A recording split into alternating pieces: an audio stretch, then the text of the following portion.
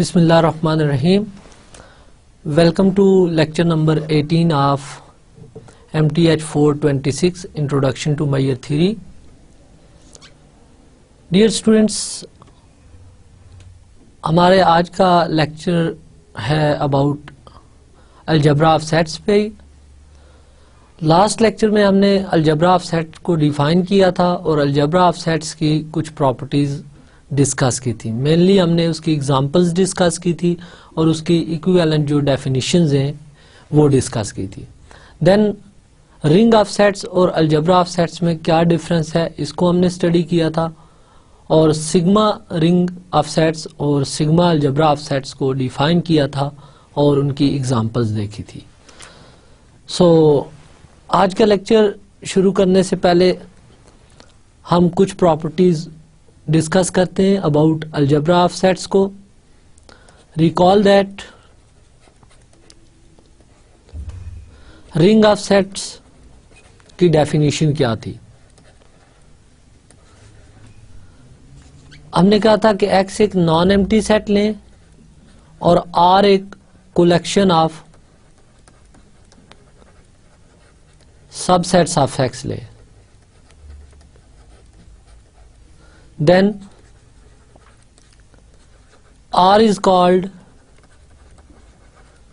ring of sets if इसमें two conditions hold करें, A B belonging to R लें तो ए यूनियन बी भी आर में होना चाहिए, यानी R is closed under finite union. Second, AB belonging to R implies A difference B belonging to R।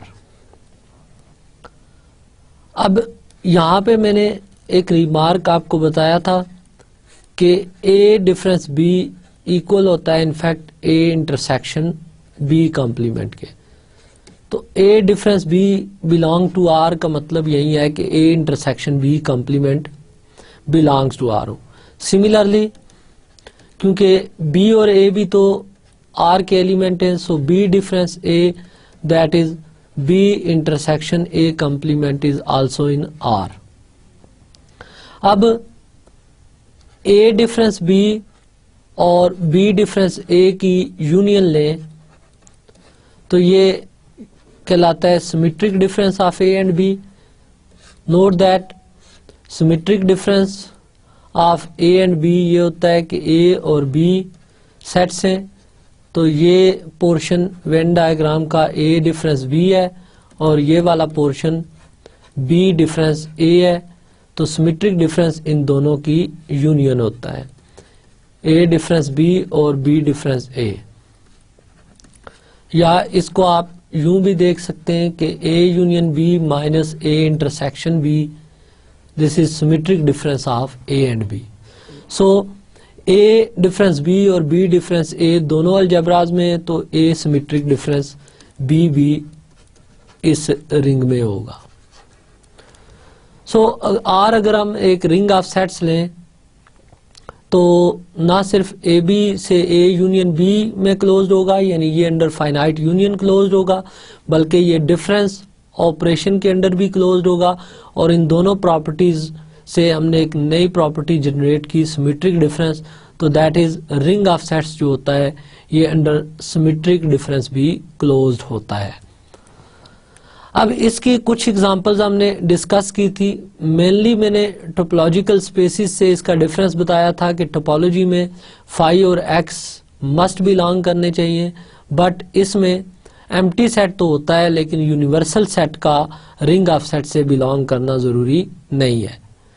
फिर हमने देखा था कि intersection of any class of ring of sets is again A ring of sets, और इसी ring of sets में अगर हम एक एक्स्ट्रा प्रॉपर्टी ऐड कर दें कि ये इनफाइनाइट यूनियन के अंडर भी क्लोज्ड हो जाए, that is if in ring of sets AI एक सीक्वेंस ऑफ सेट्स लें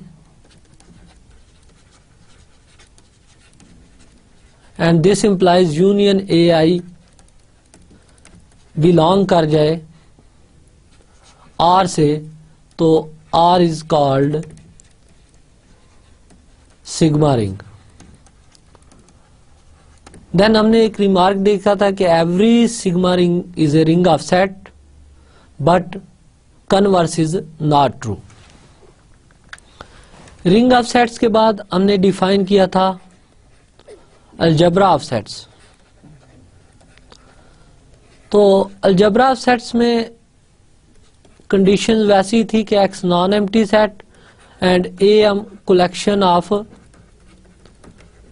सबसेट्स ऑफ एक्स ले लेते थे। अब अगर ये फाइनाइट यूनियन के अंडर क्लोज्ड होता है, पहली प्रॉपर्टी थी इसकी कि इसे फाइनाइट यूनियन के अंडर क्लोज्ड होना चाहिए, और दूसरी प्रॉपर्टी ये थी कि अगर ए इस कलेक्शन में से लें तो उसका कंप्लीमेंट भी इस कलेक्शन में होना चाहिए। यानी डिफरेंस की कंडीशन को हमने एक स्ट्रॉन्गर कंडीशन कंप्लीमेंट से रिप्लेस किया था। अब इन दोनों कंडीशंस के साथ हमने रिमार्क देखा था कि if A B belonging to this collection, this implies A intersection B is also in this collection. That is, ये फर्स्ट डेफिनेशन इक्विवेलेंट है सेकंड डेफिनेशन के, यानी यूनियन के ऑपरेशन के अंडर क्लोज की बजाय हम कह सकते हैं कि अगर कलेक्शन इंटरसेक्शन ऑपरेशन के अंडर क्लोज्ड है और हर सेट का कंप्लीमेंट भी इस कलेक्शन में है, तो ये भी अलजेब्रा ऑफ सेट्स की एक अल्टरनेट डेफिनेशन है।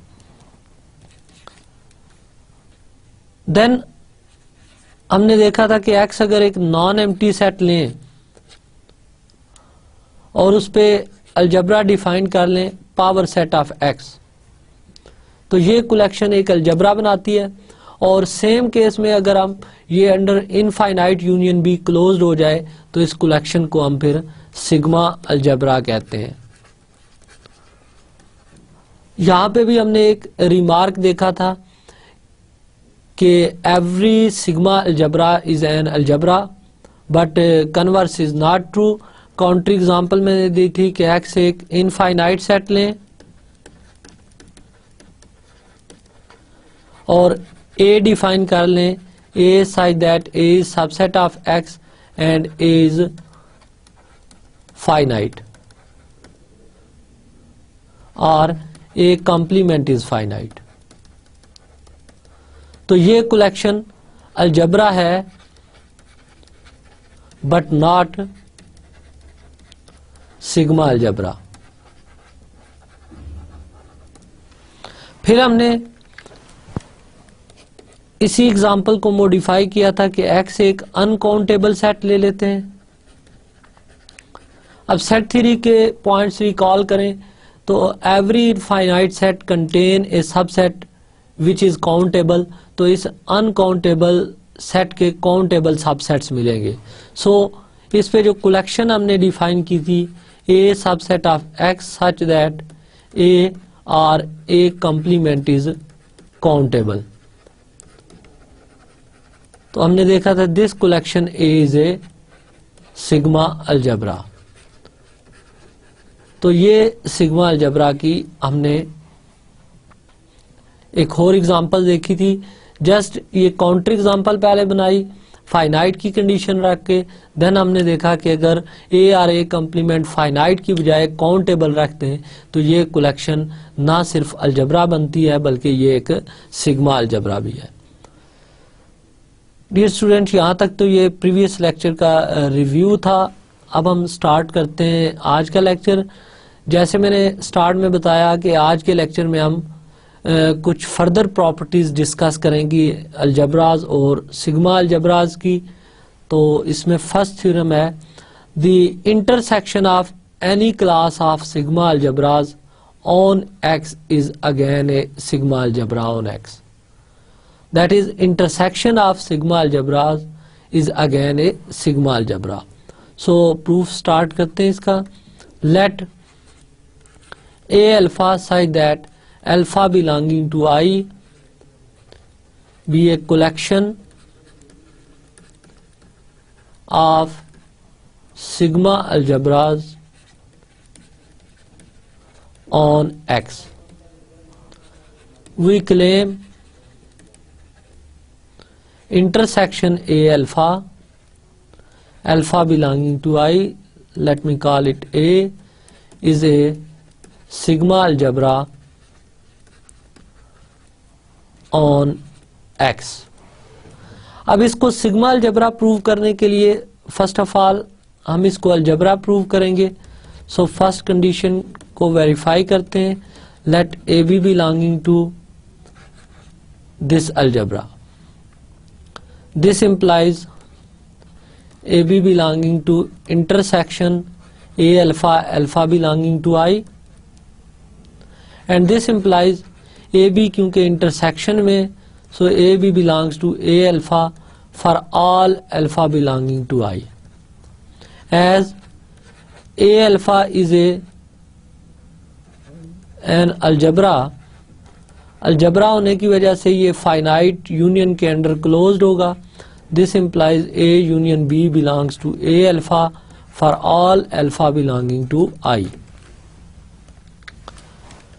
अब A यूनियन B क्योंकि ऑल ए अल्फा में है तो this implies A union B belongs to intersection A alpha, alpha belonging to I, and intersection को हमने ए से डिनोट किया हुआ है. So this implies A union B belongs to A. तो ये फर्स्ट कंडीशन वेरीफाई होगी कि अगर ए बी सेट्स आप इस इंटरसेक्शन से लेते हैं तो ए यूनियन बी भी इस इंटरसेक्शन में है. Second condition, let A belongs to A, which is intersection A alpha, alpha belonging to I. This implies A belongs to A alpha for all alpha belonging to I, and this implies A complement belongs to A alpha for all alpha belonging to I. Again reason same है कि all A alphas are sigma algebra, and this implies A complement belongs to intersection A alpha, alpha belonging to I, which is equal to A. So this implies A is an algebra of sets. अब algebra of sets के बाद हमने show ये करना है कि ये infinite union के अंडर भी क्लोज्ड है. So let AI be a sequence of sets in A, which is equal to intersection A alpha, alpha belonging to I. This implies AI is a sequence in A alpha for each alpha belonging to I. As A alpha is a sigma algebra, तो sigma algebra तो closed होता है under infinite union. So this implies union A I, I varies from 1 to infinity, belongs to A alpha for each alpha belonging to I, and this implies union I varies from 1 to infinity, AI belongs to A. तो यहाँ आपने देखा कि ये collection जो है A, ये एक सिग्मा अलजेब्रा बन गई. जस्ट प्रूफ के मेन स्टेप्स रिविजिट करते हैं. गिवन ये था कि कोई भी एक सेट X लें और उस पे सिग्मा अलजेब्राज की एक कलेक्शन ले लें, तो उन सिग्मा अलजेब्राज की जो कलेक्शन होगी उनकी इंटरसेक्शन दोबारा एक सिग्मा अलजेब्रा बनेगी on X.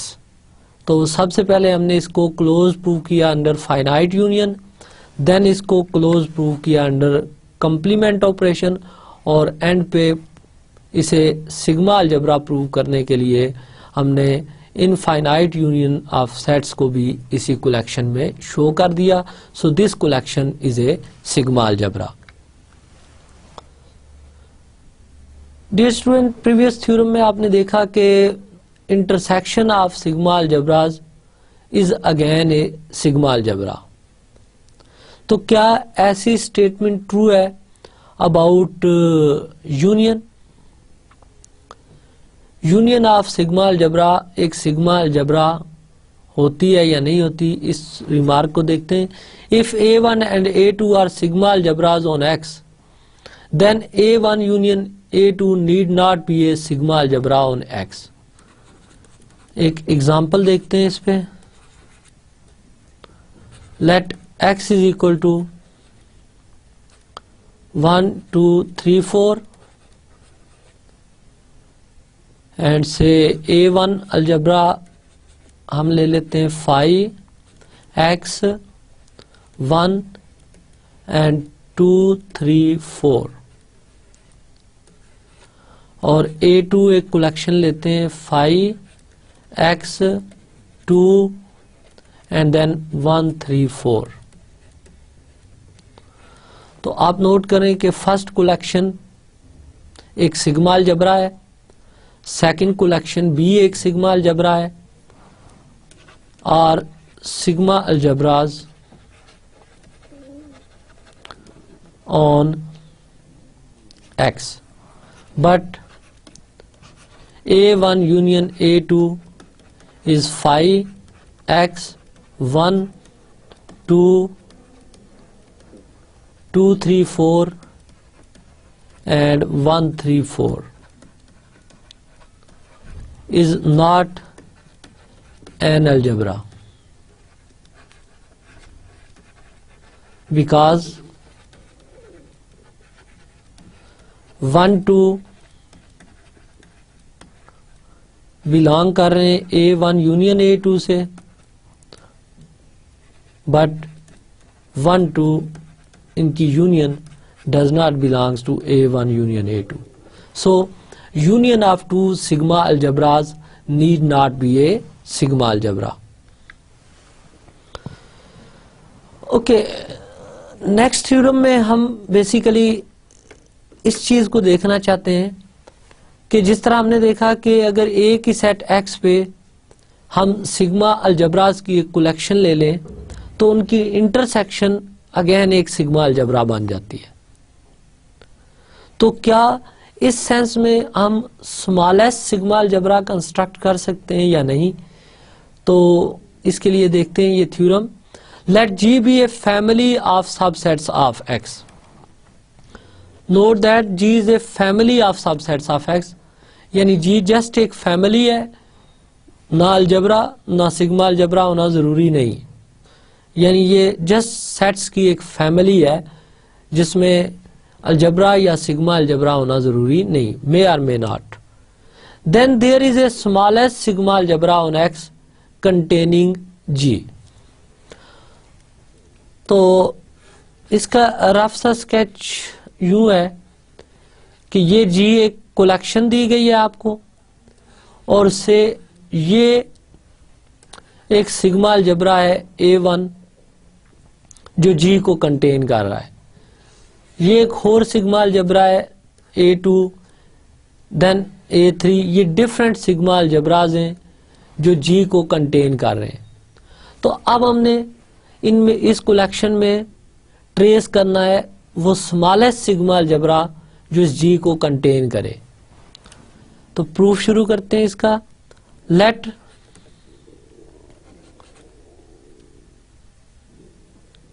A alpha such that A alpha is a sigma algebra on X and G is contained in A alpha। Basically इस कलेक्शन में मैंने X के वो सारे सिग्मा अलजेब्राज कलेक्ट कर लिए हैं जो G को कंटेन कर रहे हैं। वी क्लेम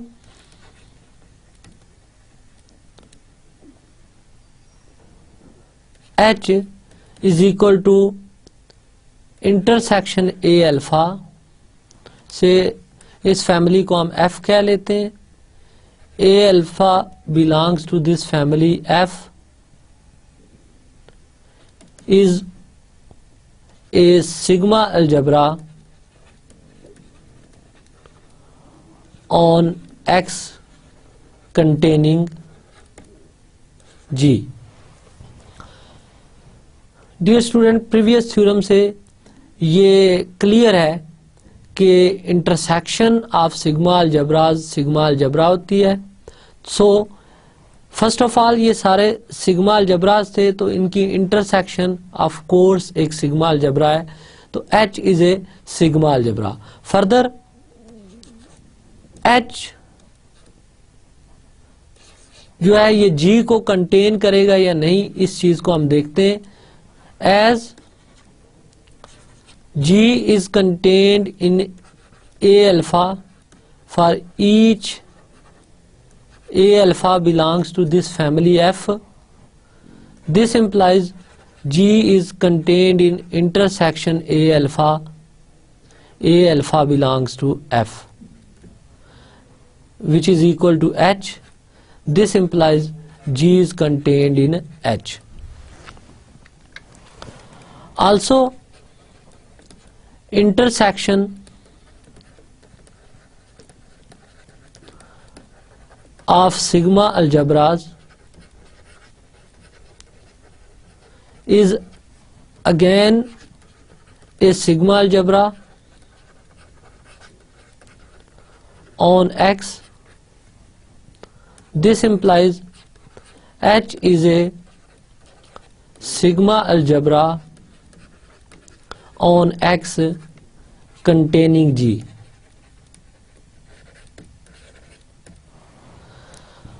अब इनफैक्ट यहां पे तो हमने एक सिग्मा अलजबरा ट्रेस कर लिया है जो G को कंटेन कर रहा है, और F फैमिली में मैंने जितने सिग्मा अलजबराज लिए थे उन सब की इंटरसेक्शन से जनरेट हो रहा है।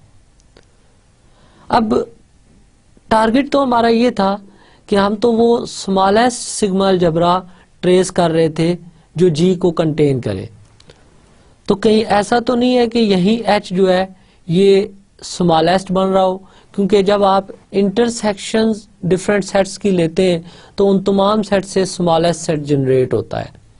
सो इसको क्लेम करके देख लेते हैं। We claim H is smallest sigma algebra containing G. Let H steric be another sigma algebra containing G, and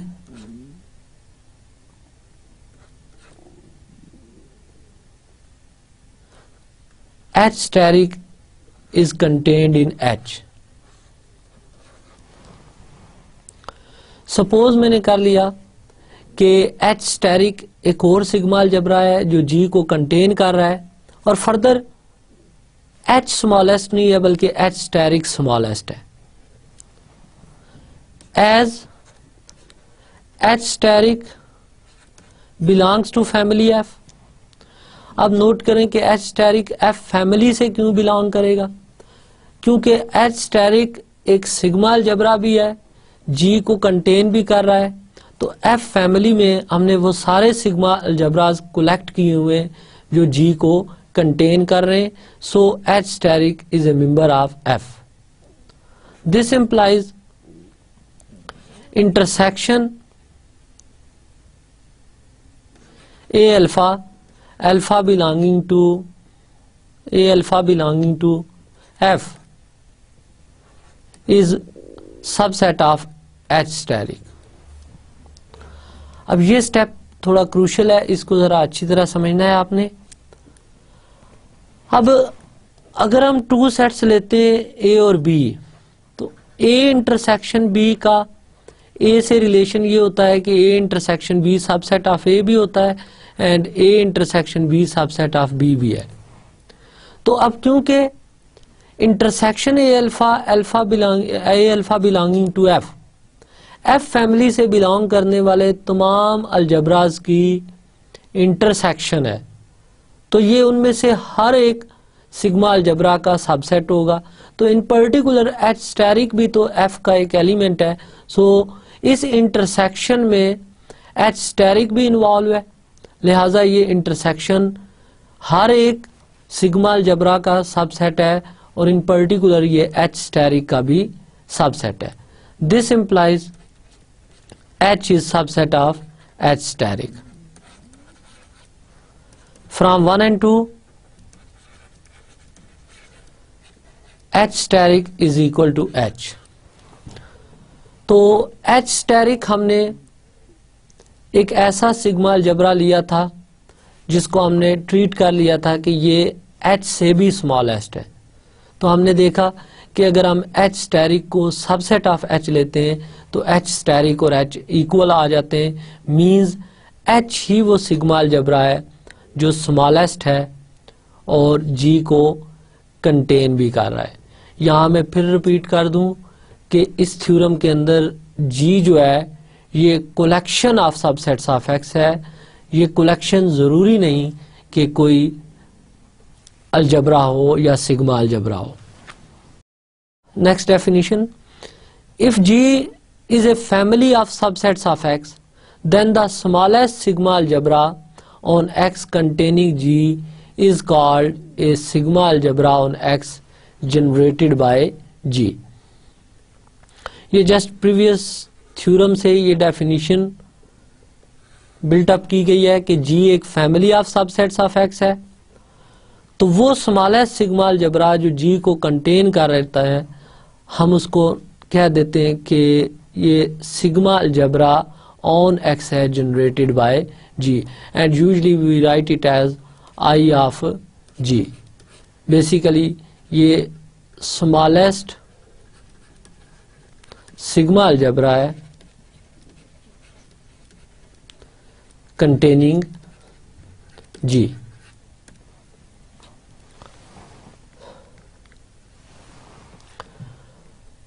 okay dear students, algebra of sets की फर्दर प्रॉपर्टीज देखते हैं। Let A i be a sequence of sets in algebra A, then there is a sequence B i of pair wise disjoint sets in A such that union n A N is equal to union n B n. यानी जब भी हम किसी algebra में एक sequence of sets लें जो जरूरी नहीं डिसजॉइंट हूं, तो हमें उसी अलजबरा में एक pair wise disjoint sequence of sets भी मिल जाता है कि सच दैट उस pair wise disjoint sequence of sets की यूनियन लें या जो ओरिजिनल सेट्स थे उनकी यूनियन लें, आंसर सेम मिलता है। यानी एक आर्बिट्ररी सीक्वेंस को आप पेयर वाइज डिसजॉइंट सेट्स की सीक्वेंस से रिप्लेस कर सकते हैं इन सेंस कि दोनों की यूनियन सेम होगी। ये थ्योरम भी हमें हेल्प करेगा सिग्मा अलजबरास पे जो हम फंक्शंस डिफाइन करेंगे उनकी फर्दर प्रॉपर्टीज इन्वेस्टिगेट करने में। So let us start proof of this theorem. अब ए आई एक सीक्वेंस ऑफ सेट्स गिवन है, नॉट नेसेसरली डिसजॉइंट, बट मुझे जो कलेक्शन चाहिए वो एक disjoint pair wise disjoint sets की चाहिए कि इनकी यूनियन कोइंसाइड करे। So let us define B1 is equal to A1, B2 is equal to A2 difference A1, similarly B3 is equal to A3 difference A1 union A2, so on. Bn is equal to An difference A1 union A2 union so on union An minus 1। यानी An nth sets में से इससे previous जितने भी set हमने consider किए थे उन सब की यूनियन को माइनस कर दिया। अब property A difference B is equal to A intersection B complement, ये यूज करें। So this is equal to A N intersection with A1 union A2 union so on union AN-1 complement. This is equal to AN intersection, यहाँ पे De Morgan law use करें, A1 complement intersection A2 complement intersection and so on intersection AN-1 complement. तो हमने देखा कि BN को हमने AN और इससे जो प्रीवियस सेट से सारे उनके कॉम्प्लीमेंट्स की इंटरसेक्शन में लिख लिया। अब यहाँ पे मैं इस चीज में इंटरेस्टेड हूं कि आया BN जो सेट है ये भी क्या इस अलजबरा से बिलोंग करेगा या नहीं करेगा। Note that all AIs are in A, algebra A। So हर सेट अगर अलजबरा में है तो उसका कॉम्प्लीमेंट भी अलजबरा में है। तो in particular A1 complement A2 complement and so on AN-1 complement, ये सारे सेट्स अलजबरा में है। और अलजबरा जो है ये अगर यूनियन के ऑपरेशन के अंदर क्लोज्ड हो तो ये इंटरसेक्शन के अंदर भी क्लोज्ड होता है। सो ये इंटरसेक्शन ऑपरेशन के अंदर क्लोज्ड है। सो ये सारे सेट्स की इंटरसेक्शन भी अलजबरा में है, AN भी अलजबरा में भी। तो इट मींस BN बिलोंग कर गया अलजबरा A से।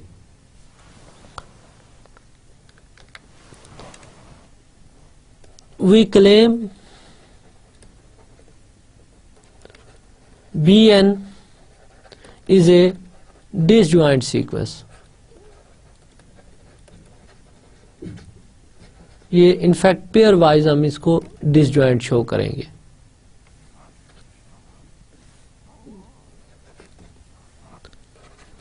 सो इस क्लेम को वेरीफाई करने के लिए हमें इनफैक्ट ये प्रूव करना होगा कि BN intersection BM is equal to phi for N is not equal to M.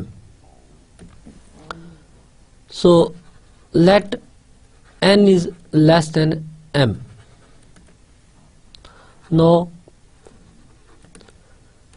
BN intersection BM, यहां हमने N लेस देन M लिया है। इसकी रीजन नेचुरल सी, क्योंकि N और M हम as a label of sets use कर रहे हैं, ये नेचुरल नंबर्स हैं। सो इनमें ऑर्डर मस्ट एग्जिस्ट करेगा। तो हमने एज्यूम कर लिया कि ये इक्वल नहीं है, तो N लेस देन M है। अब BN की definition AN intersection A1 complement intersection A2 complement intersection so on intersection AN-1 complement. ये BN सेट की वैल्यू हमने पुट कर दी है। अब इंटरसेक्शन विद AN सेट की वैल्यू, BM सेट की वैल्यू, तो BM की वैल्यू होगी AM intersection A1 complement intersection A2 complement intersection so on intersection AN-1 complement intersection AN complement intersection AN+1 complement intersection and so on intersection BM-1 complement. Dear student यहाँ पे भी ये point समझने वाला है कि BM को मैंने AM minus intersection A1 complement up to so on AM-1 complement क्यों नहीं लिखा। ये जो सेट्स हैं दरमियान में क्यों मैंने लिखे, तो क्योंकि N लेस है M से।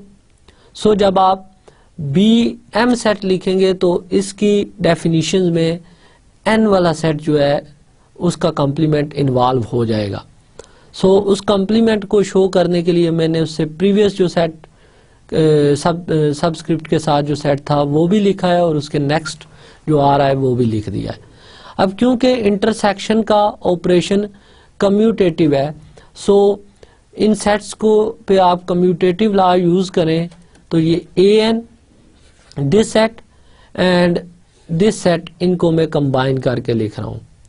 Intersection AN complement intersection with all these remaining sets, जो भी आ रहे हैं वो सारे लिख लेने आपने यहां पे। this is equal to an intersection an complement is phi intersection this, so this is equal to phi. So bn intersection bm is equal to phi. This implies bn is a disjoint sequence of sets. तो ये एक pair wise disjoint sequence of sets हमें मिल गया। अभी तक recall करें तो ए आई एक सीक्वेंस ऑफ सेट्स गिवन था जो जरूरी नहीं कि पेयर वाइज डिसजॉइंट्स हों, तो हमने इससे एक pair wise disjoint sequence of sets construct करना है सच दैट दोनों की यूनियन इक्वल हो जाए।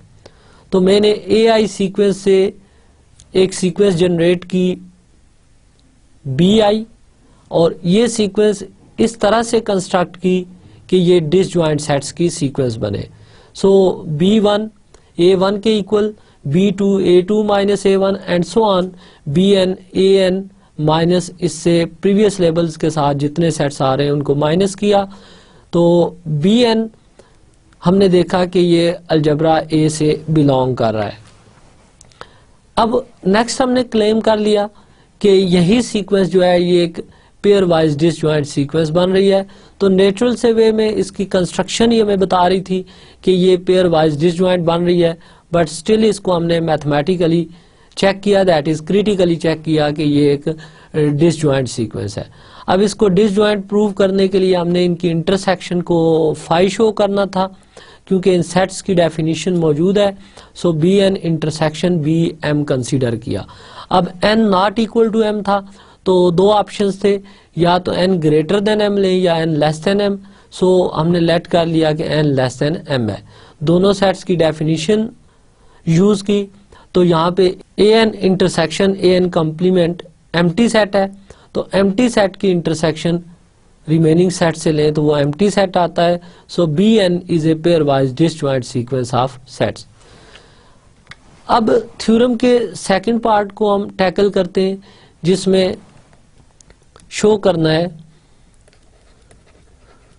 नेक्स्ट टारगेट हमारा ये है कि union n A N is equal to union n B n. Note that Bn is subset of An. Why Bn is subset of An? Because आप यहां से इसको ऑब्जर्व करें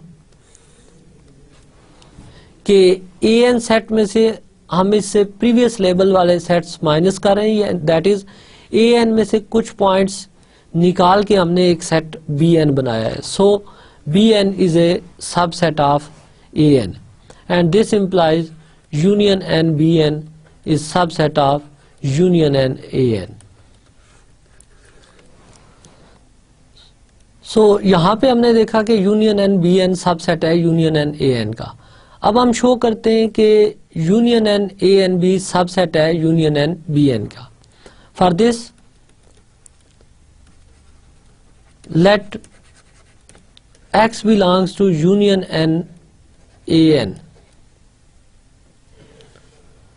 This implies X belongs to An for some n, क्योंकि point union में है तो कुछ सेट्स में होगा। Let M be the smallest index such that X belongs to AM. Suppose ये एलिमेंट अगर कुछ सेट्स में है, फॉर एग्जांपल A5 में है, A10 में है, A15 में है, A20 में है, A21 सेट में है, तो डेफिनेटली एक स्मॉलेस्ट इंडेक्स वाला सेट जरूर मिलेगा जिससे ये X बिलोंग करेगा। तो हमने एज्यूम कर लिया कि M वो स्मॉलेस्ट इंडेक्स वाला सेट के कोरस्पॉन्डिंग सेट है such that X belongs to AM. This implies X does not belongs to A1, A2, so on, A m minus one, क्योंकि m स्मॉलेस्ट इंडेक्स है जिसके कोरोस्पोंडिंग x इस set से belong कर रहा है, तो डेफिनेटली ये सारी इंडिसेस जो हैं 1 2 up to so on m minus one, ये m से स्मॉलेस्ट इंडिसेस के कोरोस्पोंडिंग सेट्स हैं, सो x इन सेट से बिलोंग नहीं करेगा। जब x इनसे बिलोंग नहीं करेगा तो डेफिनेटली फिर इनकी यूनियन से भी बिलोंग नहीं करेगा। एज x ए एम में है and x does not belongs to A1 union A2 union up to so on union AM minus one, this implies x belongs to AM difference with A1 union A2 union and so on union AM minus 1. By definition of difference of two sets, x belongs to A minus B if x belongs to A and x does not belongs to B, और clearly ये set B M के equal है। This implies x belongs to B M and this implies x belongs to union N B N, क्योंकि अगर point एक B M से belong कर गया तो ऑफ कोर्स वो इन बी एन सेट्स की यूनियन से बिलोंग कर जाएगा। And this implies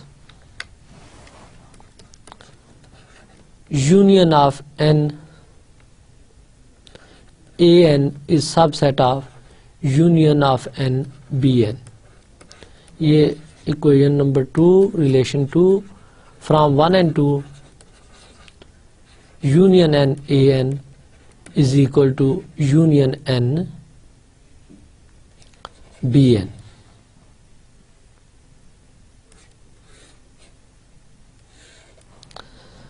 dear students, इससे रिलेटेड आप ये एग्जांपल देख लें। For example x set of natural number है और a इस पे अलजबरा है।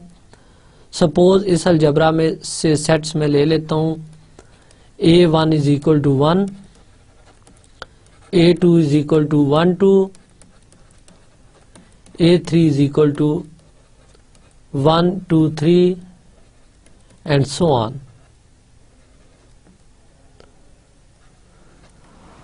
तो आप नोट करें कि ये डिसजॉइंट सेट्स नहीं है, बट अगर हम B1 इक्वल टू A1 लें और B2 इक्वल टू 2 ले लें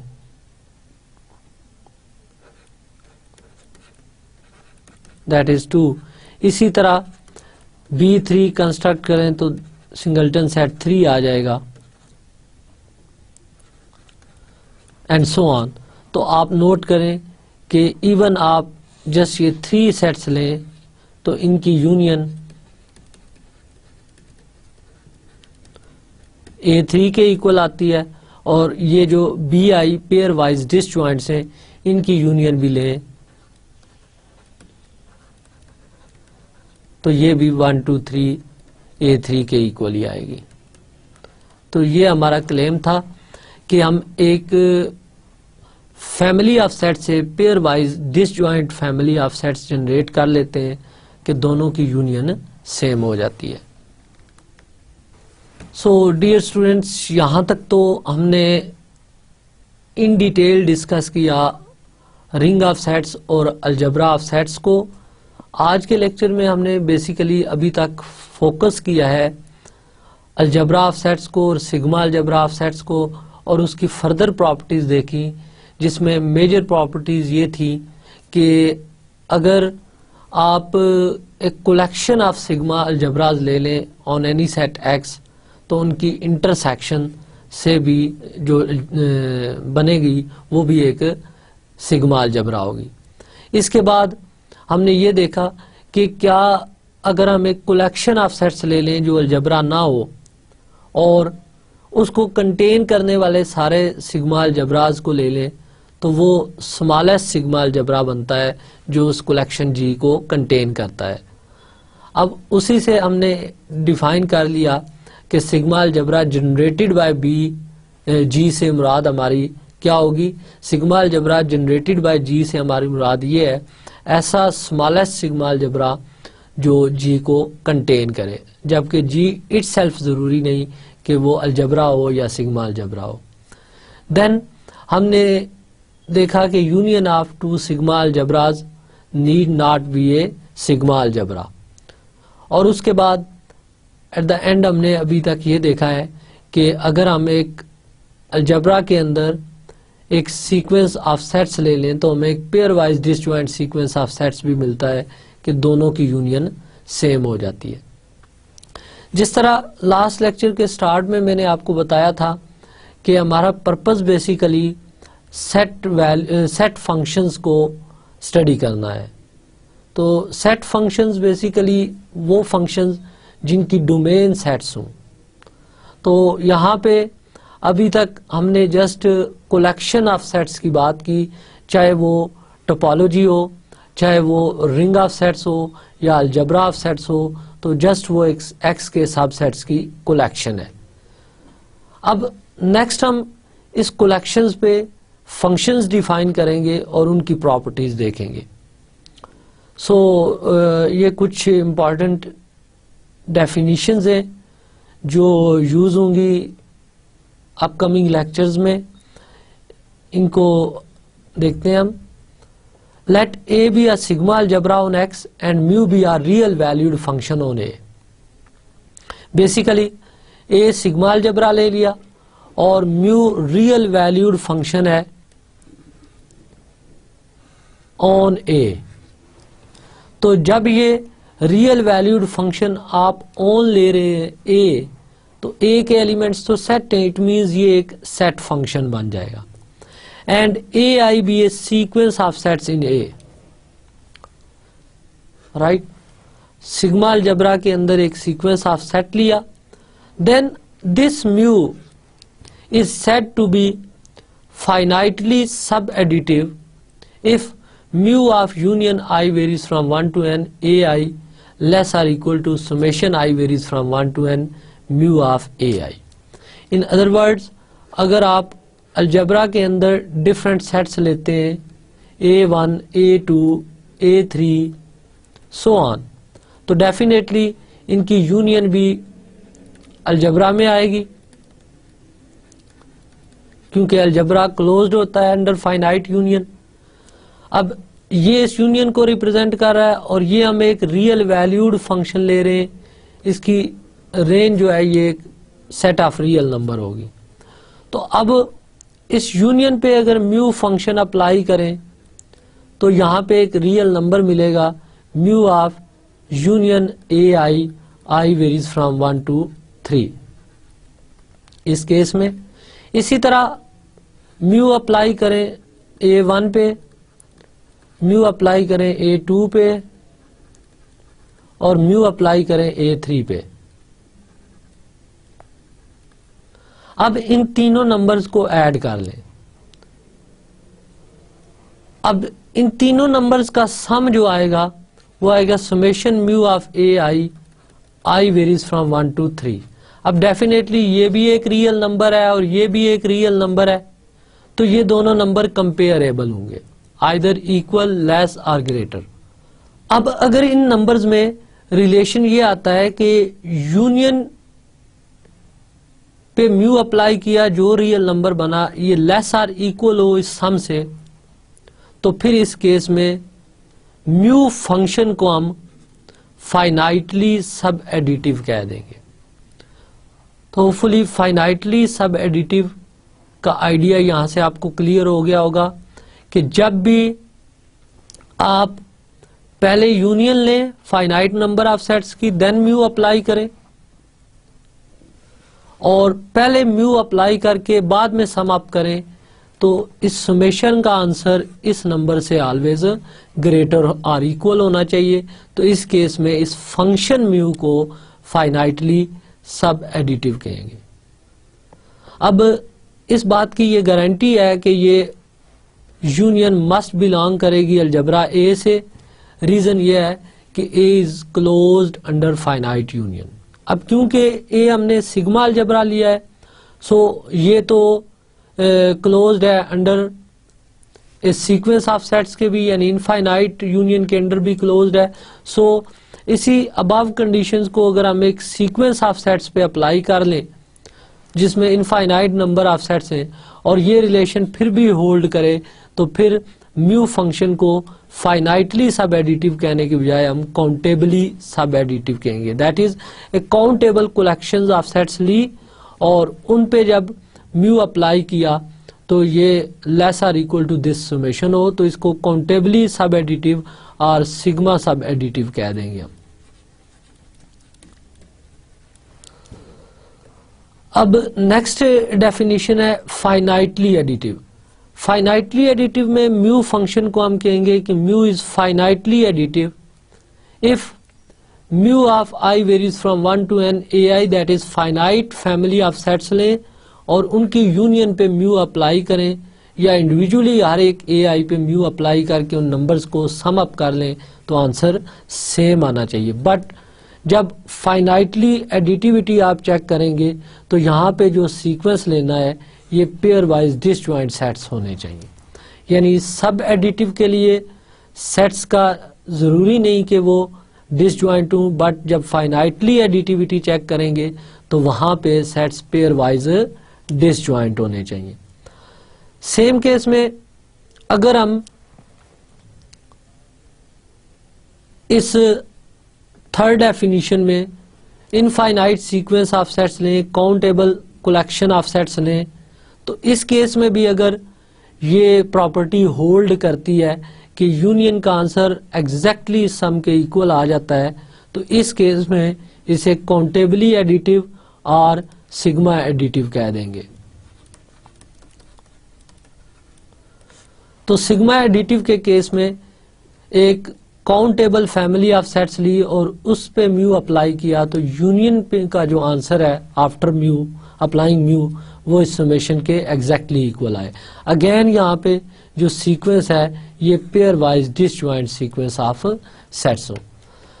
सो डियर स्टूडेंट्स नोट करें कि जब भी हमें सब एडिटिविटी चेक करनी होगी काउंटेबली सब एडिटिविटी तो उसमें जस्ट हमने एक सीक्वेंस ऑफ सेट्स लेना है जो पेयर वाइज डिसजॉइंट होना जरूरी नहीं। बट जब काउंटेबली एडिटिविटी चेक करेंगे तो वहां जो सीक्वेंस आप कंसीडर किया करेंगे वो pair wise disjoint sequence of sets होनी चाहिए इन अलजेब्रा ए। एंड लास्टली इसकी जो फिफ्थ प्रॉपर्टी है, फिफ्थ डेफिनेशन है, वो डेफिनेशन है मोनोटोन। तो ऑपरेटर म्यू को या फंक्शन म्यू को हम मोनोटोन कह लेंगे अगर अलजेब्रा के दो सेट्स ले लें से ये बी सेट है और ये ए सेट है, ये कंटेन्ड है इन अलजेब्रा ए। अब म्यू अप्लाई करें ए सेट पे और म्यू अप्लाई करें बी सेट पे तो अगर mu of A less or equal to mu of B आए तो इस केस में हम कहेंगे म्यू इज मोनोटोन। तो मोनोटोन प्रूव करने का फिर क्राइटेरिया क्या बनेगा कि जब भी किसी फंक्शन को मोनोटोन प्रूव करना होगा आप अलजेब्रा में से टू सेट्स लिया करेंगे A B such that A is contained in B. तो प्रूव ये करेंगे कि जब भी ए कंटेन्ड हो बी में तो ए का जो आंसर आता है अंडर म्यू वो लेस आर इक्वल है म्यू ऑफ बी से। इस पे एक रिमार्क देखते हैं, काउंटेबली सब एडिटिविटी इंप्लाइज फाइनाइटली सब एडिटिविटी। ऑफ कोर्स अगर mu function countably sub additive है तो डेफिनेटली वो फाइनाइटली सब एडिटिव भी होगा। इसी तरह अगर काउंटेबली एडिटिव है तो वो फाइनाइटली एडिटिव भी मस्ट होगा because every sigma algebra is also an algebra. वो कंडीशन से फाइनाइट यूनियन आ जाएगी और क्योंकि एक प्रॉपर्टी जब इनफाइनाइट नंबर ऑफ सेट्स के लिए ट्रू है तो इन पर्टिकुलर आप उसको चेक कर सकते हैं कि वो फाइनाइट नंबर ऑफ सेट्स के लिए भी ट्रू होगी। सो काउंटेबली सब एडिटिविटी इंप्लाइज फाइनाइटली सब additivity.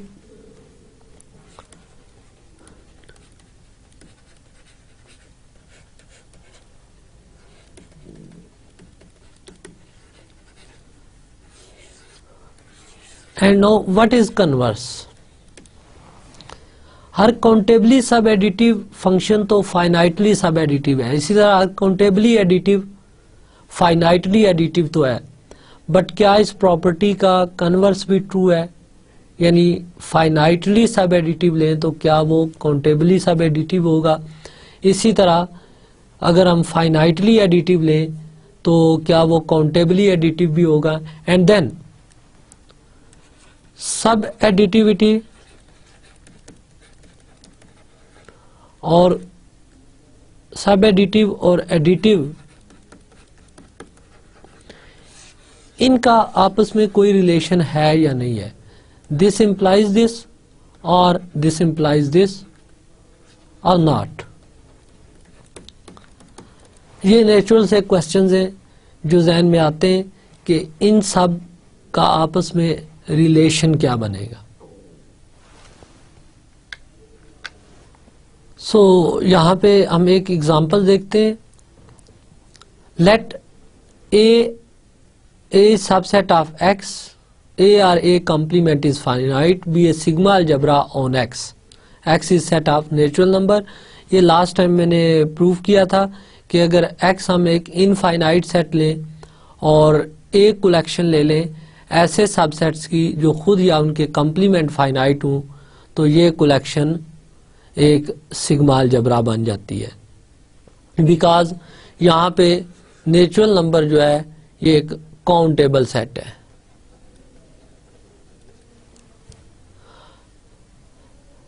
And mu from A to R bar defined as mu of A zero if A is finite and infinity if A is infinite. Show that mu is finitely additive but not countably additive. तो जैसे मैंने पहले बताया कि countably additive implies finitely additive, but converse true नहीं है। तो ये इसकी काउंटर एग्जांपल है कि ये एक ऐसा फंक्शन है जो फाइनाइटली एडिटिव तो है बट ये काउंटेबली एडिटिव नहीं है।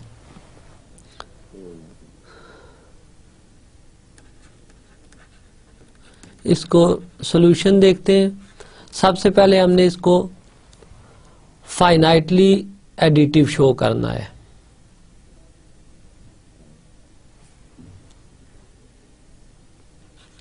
Let AI be a sequence of pairwise disjoint sets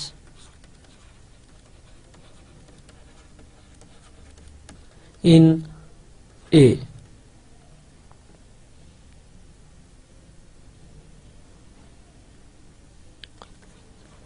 To prove,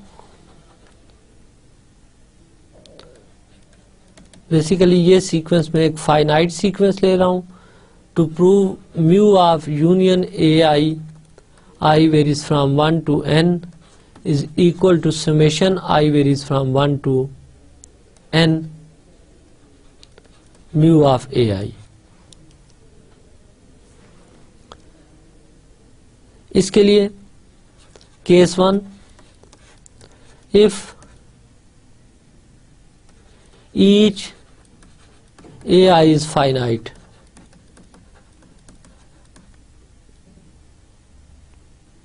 this implies union I varies from 1 to n is finite, and this implies mu of union I varies from 1 to n AI is equal to 0 and summation I varies from 1 to n mu of AI is also 0। Because हर एक AI finite है तो हर एक पे mu apply करें, image इसका 0 आएगा, तो zeros का सम भी जीरोस। सो इस केस में आप देख रहे हैं कि mu of union i varies from 1 to n AI is equal to summation I varies from 1 to n mu of AI। Case 2,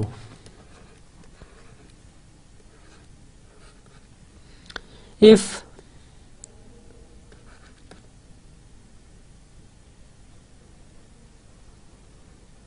AI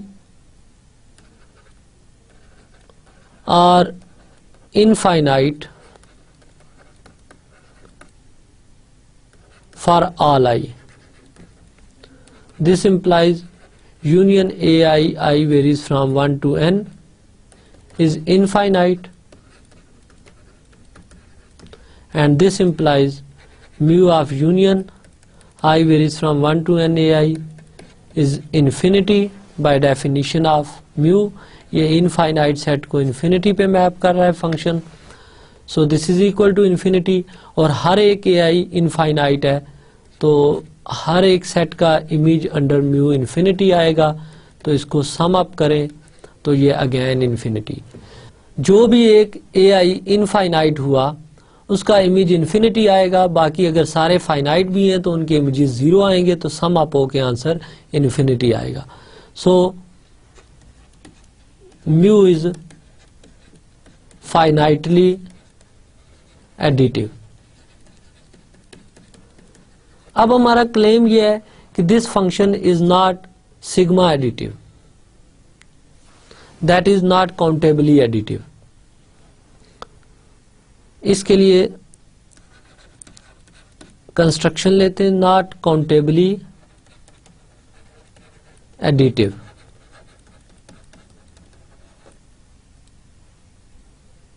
Let an is singleton n be a sequence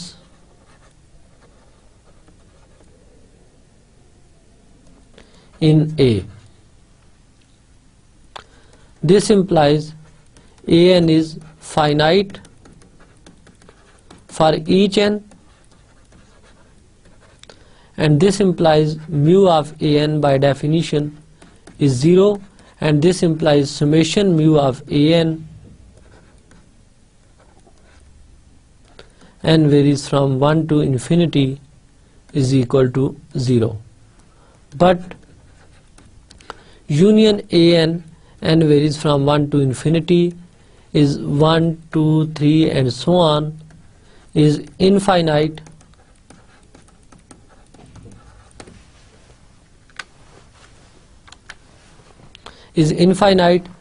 so this implies mu of union n varies from 1 to infinity an is equal to infinity. अब इस result को note करें और इस result को note करें, तो this implies mu of union n varies from 1 to infinity an is not equal to summation n varies from 1 to infinity mu of an. Although ये एक पेयर वाइज डिसजॉइंट सीक्वेंस मैंने ली थी, but अगर इसको infinite sequence treat करते हैं तो आपने देखा कि ये प्रॉपर्टी होल्ड नहीं करती। तो ये एक ऐसा फंक्शन है जो फाइनाइटली एडिटिव तो है, बट ये काउंटेबली या सिग्मा एडिटिव नहीं है। So countably additivity implies finitely additivity, but converse is not true. ये इसकी काउंटर एग्जांपल थी। डियर स्टूडेंट्स, ये था हमारा आज का लेक्चर। आज के लेक्चर में हमने फर्दर प्रॉपर्टीज डिस्कस की अलजबरा ऑफ सेट्स की, और उसके बाद अलजबरा ऑफ सेट्स पे हमने फंक्शन डिफाइन किए।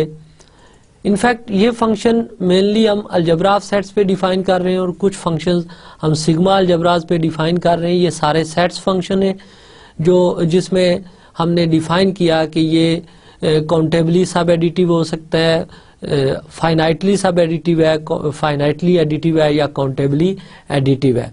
देन इसमें नेचुरल सा क्वेश्चन जो रेज हुआ था वो ये था कि इनका आपस में रिलेशन क्या है, तो वो मैंने आपको बताया कि countably sub additive function is also finitely sub additive. Similarly countably additive function is finitely additive, but countably additive function जो है वो फाइनाइटली एडिटिव तो है, बट फाइनाइटली एडिटिव जरूरी नहीं कि काउंटेबली एडिटिव हो। एट द एंड मैंने एक ऐसे फंक्शन की एग्जांपल दी जो फाइनाइटली एडिटिव तो है अगर वो नेचुरल नंबर्स पे डिफाइंड हो विद दिस डेफिनेशन, तो ये काउंटेबली एडिटिव नहीं है। होपफुली यहाँ से हम नेक्स्ट लेक्चर में कंटिन्यू करेंगे। अपना ख्याल रखिएगा। अल्लाह हाफिज।